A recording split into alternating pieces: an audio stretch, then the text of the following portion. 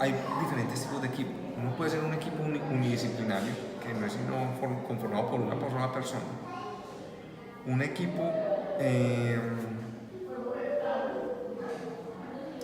bidisciplinario, en el cual usted comparte con un profesional que tiene, digamos, al lado y que comparten experiencia, comparten, digamos, maneras de manejar el paciente, pero cada uno muy centrado en lo que hace. Es decir, usted se lo remite a su periodoncista que es amiga, y la periodoncista que es amiga le dice, no, ya le terminé el tratamiento, se lo devuelve. Usted no critica lo que hizo ella y ella no critica lo que hizo usted. Son independientes, a pesar de que pues manejen buenas relaciones y todo, y que en algún momento se contacten para hacer un aporte más valioso para el bien del paciente. Pero bueno, cuando hablamos de equipo multidisciplinario, estamos hablando de múltiples disciplinas, pero que no siempre trabajan juntas. Es decir, yo se lo mando al cirujano, el cirujano puede que me responda por yo le mando la revisión, una contrarrevisión, explicándole qué tipo de procedimiento. Hay veces que no le mandan nada, por lo general no le mandan nada.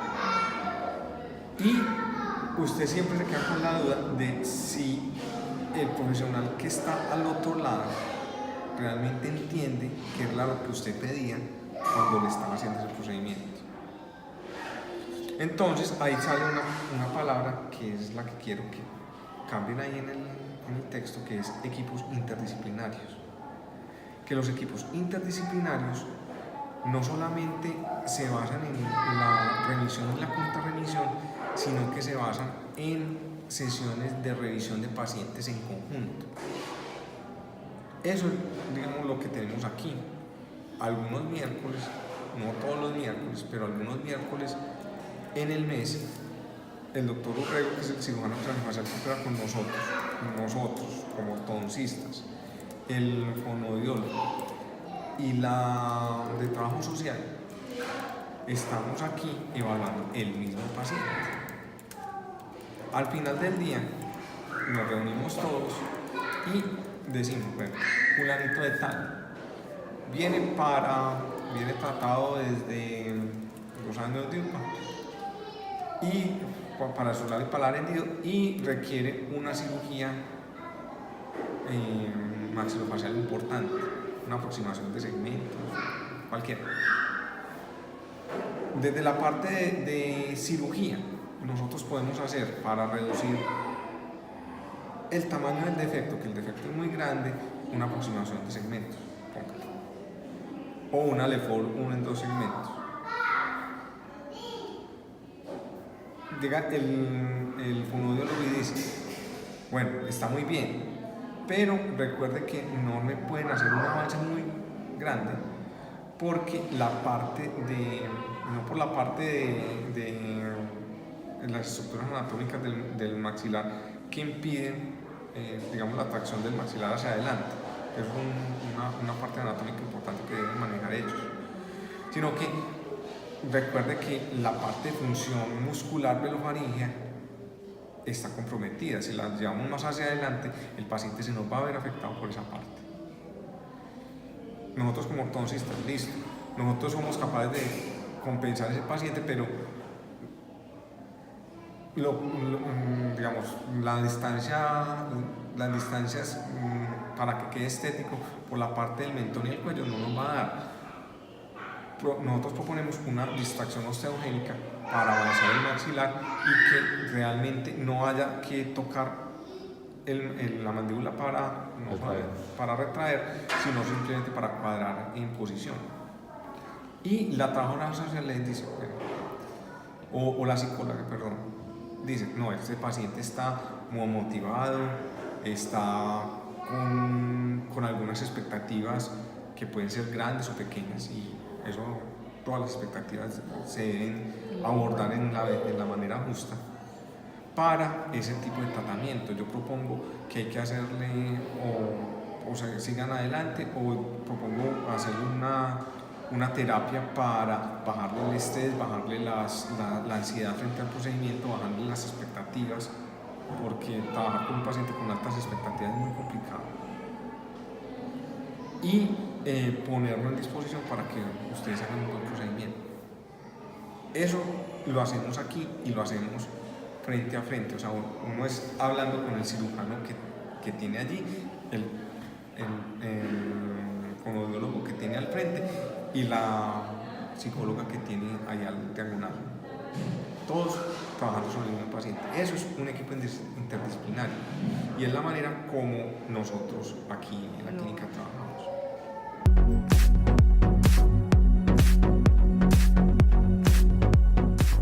Aquí, pues como te dije, trabajamos varios ortodoncistas que ya sea por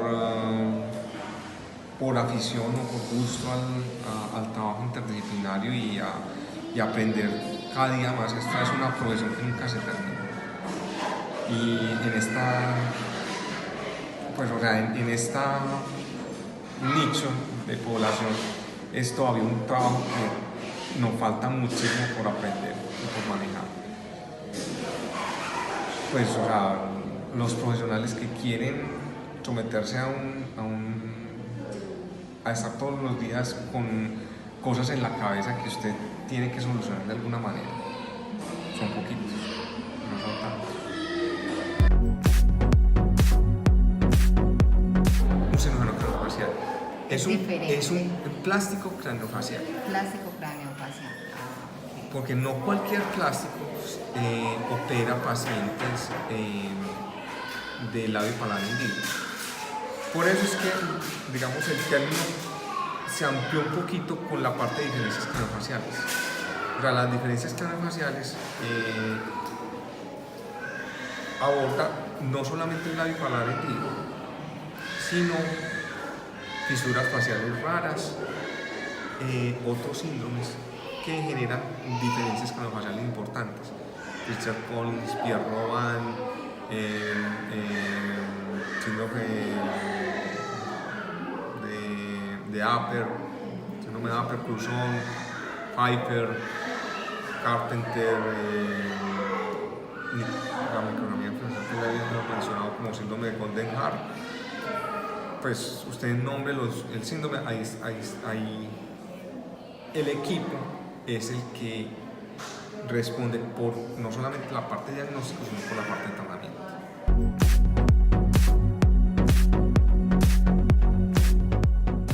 No, la más común es labio paladar hendido. Obviamente, como les expliqué, labio paladar hendido es una palabra que puede albergar muchos tipos de etiología y muchos tipos de manejos diferenciales, pero digamos que es la más común.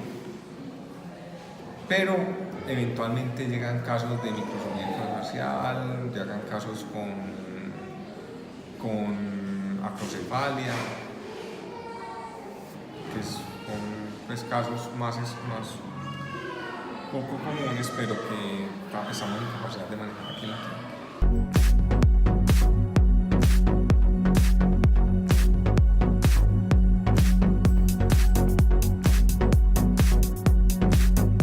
Digamos que sí, o sea, en la incidencia, sobre todo en países latinoamericanos, es más o menos alrededor de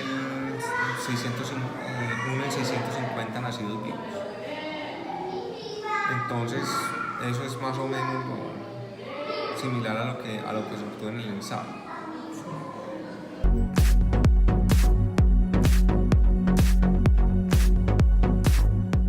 Nosotros sí estamos en la construcción de un algoritmo para tratar los pacientes. Y todos los pacientes no son tratados de la misma manera. O sea, inicialmente, como les decía, los pacientes entran en un protocolo en el cual le ponen un moldeador nasoalveolar y unas cintas labiales para aproximar los segmentos y, digamos, hacer la corrección del labio, que es como la más importante y la que los pacientes piden inicialmente, o no los pacientes, las familias de los pacientes. Pero ya después vienen protocolos que van a llevar al niño por dos caminos, o mejor dicho, lo tratan de dos maneras. Una, para el crecimiento anteroposterior de los maxilares, que es utilización de máscara facial.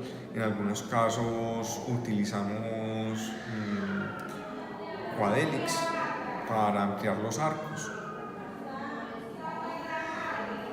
En otros casos utilizan Hyrax, sobre todo por la parte de ontopediatría,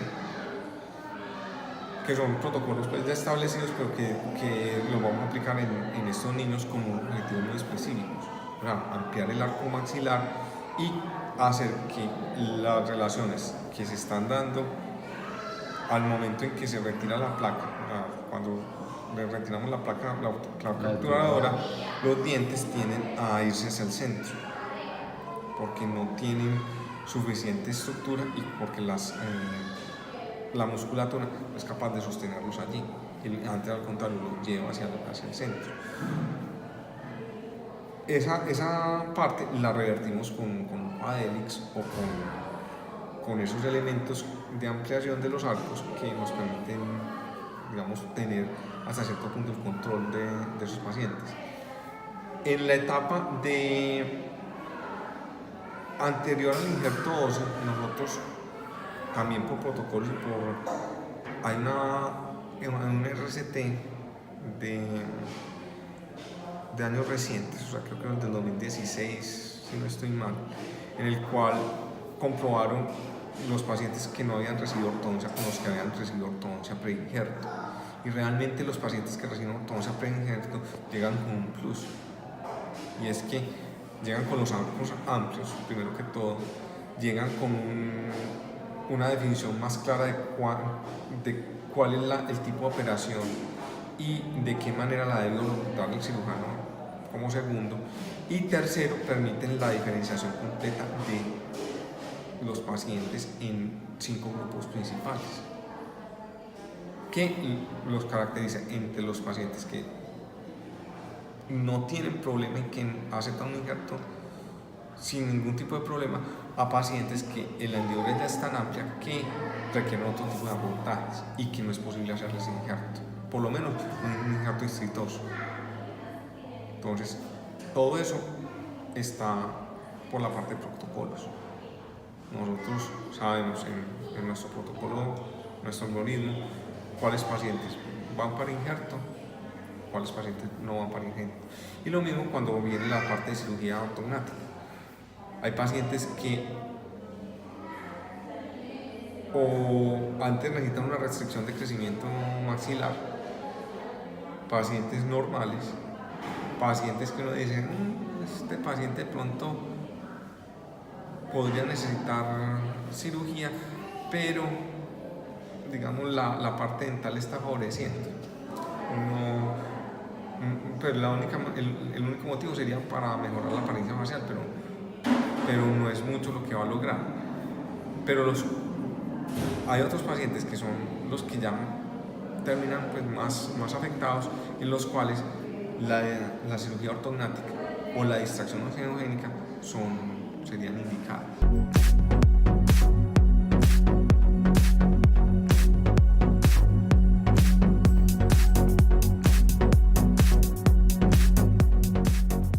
Esa es una buena pregunta y yo creo que no solamente es buena para nosotros como ortodoncistas, sino también para las personas que están auditando o que están generando las órdenes en cuanto a las EPS. Nosotros estamos clasificados dentro del sistema de clasificación internacional de enfermedades como una malformación congénita, no como una enfermedad huérfana, que eso es otra cosa y que a esa sí que le tienen que correr los de las EPS, pero como una malformación congénita en la cual el paciente no pidió tenerla y que el Estado, a través de las EPS, debe brindarle toda la ayuda posible. Entonces, cuando nosotros recibimos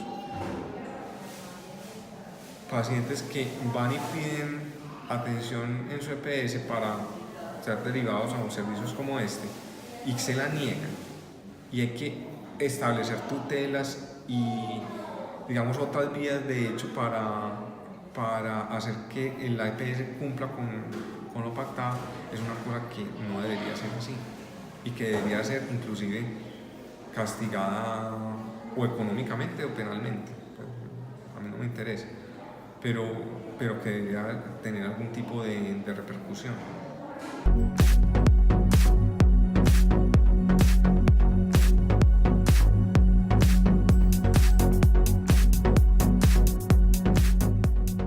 A pesar de que hemos mejorado mucho en cuanto a la atención de este tipo de pacientes, la atención en el momento oportuno es indispensable y clave.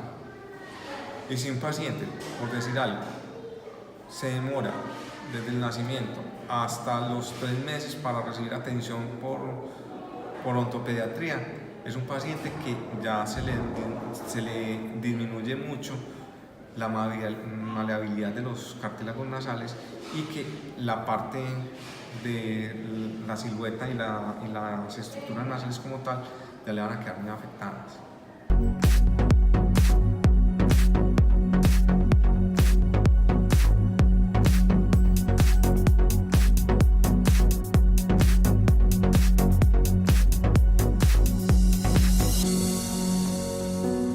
Bueno, en cuanto a eso, hay que hablar de 3 tipos de digamos, aspectos que debemos considerar. Unos aspectos que son intrínsecos al paciente, que vienen por la parte genética y que se distribuyen por la parte genética y epigenética de los pacientes. Otros aspectos que son desde el punto de vista ambiental. Y, digamos, aspectos que vienen más de la interacción con otras personas, pero eso lo vamos a dejar un poquito de lado. Los 2 aspectos que son más básicos son la parte genética, que ya hemos evolucionado pues un poquito en la parte genética, ya no hablamos tanto de la herencia multifactorial que a uno le mencionaban al principio, de que metía la mano en una caja llena de cosas y se sacaba el muñequito negro, pues ahí le salía el niño como un labio paladar. No, esa herencia multifactorial ya está explicada bajo una hipótesis o, digamos, teoría, porque ya se ha comprobado en varios experimentos, de genes múltiples de expresión variable y penetrancia, genes mayores múltiples de expresión variable y penetrancia incompleta. No me voy a referir mucho a ese tema, porque ese tema definitivamente requiere una comprensión muchísimo más amplia de qué es lo que nos producen los genes y por qué esos genes son tan importantes y por qué hay genes más importantes o genes mayores que regulan otros genes. La cuestión es muy sencilla vista desde el punto de vista organizacional. Usted tiene una cabeza, usted está en la gerencia de su organización y tiene gente que trabaja en múltiples niveles. Si en la parte gerencial de su organización usted tiene un aspecto que no le está funcionando, posiblemente altere de ahí para abajo a mucha gente. Puede que si el edificio tiene 10 pisos y usted tiene la parte de la gerencia en el 10º piso, puede que haya unas relaciones muy estrechas con el piso 7, con el piso 5, con el piso 2, que si le pasa algo al del piso 10, inmediatamente esos pisos se ven comprometidos, pero no son los únicos pisos que podrían verse afectados.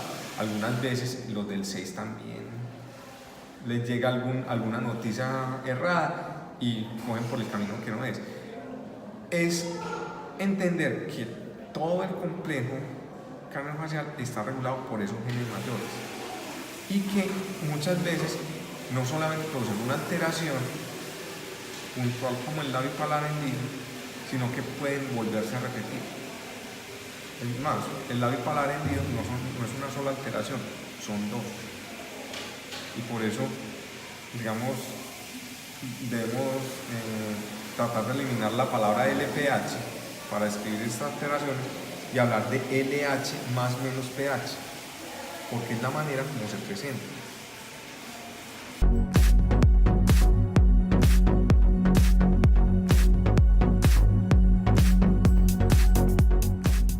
Esa es una buena pregunta. O sea, nosotros estamos aquí tratando con pacientes que son más bien de estratos bajos, afortunadamente, y que muchas veces esos pacientes tienen muchas dificultades para acceder a este tratamiento.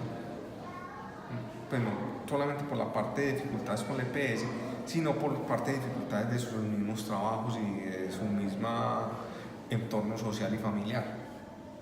Entonces, intentamos al máximo siempre tener un seguimiento de los pacientes que vengan a tratamiento, pero eso no garantiza pues que seamos 100% exitosos en mantener la adherencia al tratamiento, pero es por muchos factores.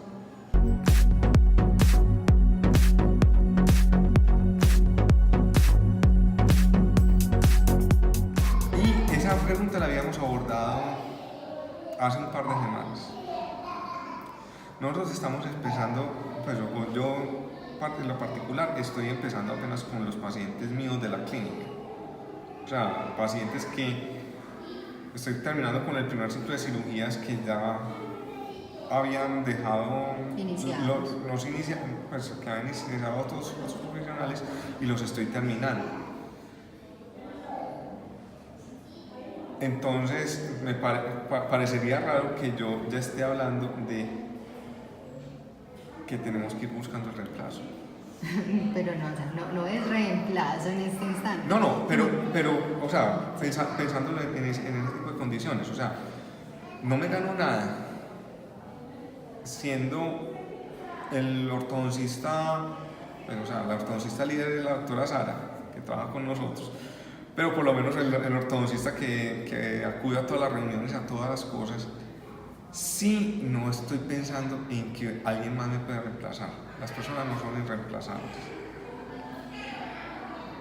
Y en su momento le contaré historias mías de por qué le digo eso. O sea, las personas no son irreemplazables. Pero también en su momento aparecerá la persona que tenga las condiciones que yo en su momento mostré.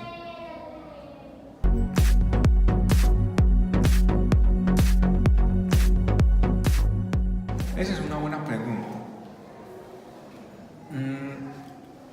Digamos, el objetivo de lo que hacemos aquí, por la parte de traer los residentes y exponerlos a diferentes tipos de tratamientos, es que más que aprendan a tratar este tipo de pacientes y a reconocer todos los elementos que conlleva un tratamiento interdisciplinario tan extenso como el del paladar hendido, es que aprendan a diferenciar, si quieren realmente acogerse a uno de estos equipos interdisciplinarios y brindarle la atención que requieren los pacientes con base en unas guías, con base en unas normas que ya están establecidas, o si quieren más bien ir a su práctica privada, estar trabajando, y en el momento en que detecten algún paciente que tenga algunas de estas anomalías, le digan: yo no sé quién, o sea, yo no soy el que lo va a tratar, pero sí conozco muy bien quién lo trata y que los dejo en las mejores manos. Porque, digamos, esa es nuestra misión. O sea, pues bien podría estar en la práctica privada atendiendo los mismos pacientes que ustedes ven, pero a mí no me formaron para eso. Y pues, o sea, yo no soy egoísta con el conocimiento, o sea, se les da el conocimiento de lo mismo que me enseñaron a mí en las debidas proporciones a ustedes. Ya ustedes deciden si quieren irse por este camino o no. Cristian, ¿cuántos años tienes? 23. Y llevas en tratamiento 23 años. Tú sabes que has pasado por muchos procesos, ¿cierto? ¿Recuerdas la cantidad de procesos, cuántos números de cirugías te han realizado, aparatología que manejaste? En cirugías han sido como 12 cirugías, 11, 12 cirugías. Ya me quedaría haciendo falta nada más una, que era la nariz. Y ya aparatología, desde que tengo uso de conciencia, por ahí unos 12, pues ya aparatos diferentes, retenedores, de todo. Después de todo ese proceso, ¿te sientes satisfecho con los resultados Sí, obtenidos? demasiado. Dices que viviste en diferentes lugares. Cuando te trasladabas de ciudad, ¿conseguías en esos lugares atención? No, siempre tenías que venir hasta acá a Medellín para poder continuar la atención. O sea, en tu familia, tú eres la única persona que tuvo la alteración. Y durante todo el proceso, ¿sentiste que se le dio el mismo apoyo a tu familia que a ti durante el tratamiento? Pues ellos siempre estuvieron ahí Sí, claro, y la clínica les ofrecía. psicología y todo.